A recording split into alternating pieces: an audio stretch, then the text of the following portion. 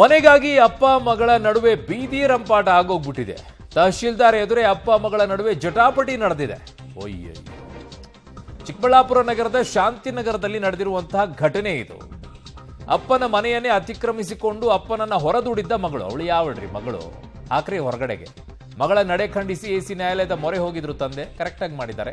ಮನೆ ತೆರವು ಮಾಡಿ ತಂದೆಗೆ ನೀಡುವಂತೆ ಎಸಿ ಅಶ್ವಿನ್ ಆದೇಶವನ್ನ ಕೊಡಿಸಿದ್ದಾರೆ. ಕರೆಕ್ಟಾಗಿ ಮಾಡಿದ್ದಾರೆ.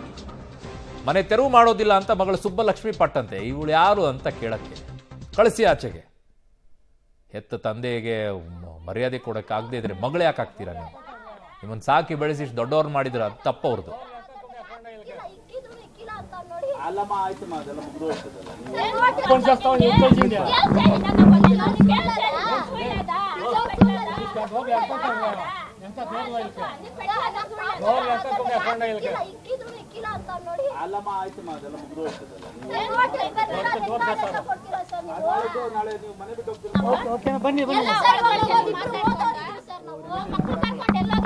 ಸರಿ ಇಲ್ಲ ನೀವು ಕಳಿಸಿರೋದು ಹಿಂದೆ ಮುಂದೆ ಸುತ್ತ ಏನೋ ಮಾಡಿದ್ರು.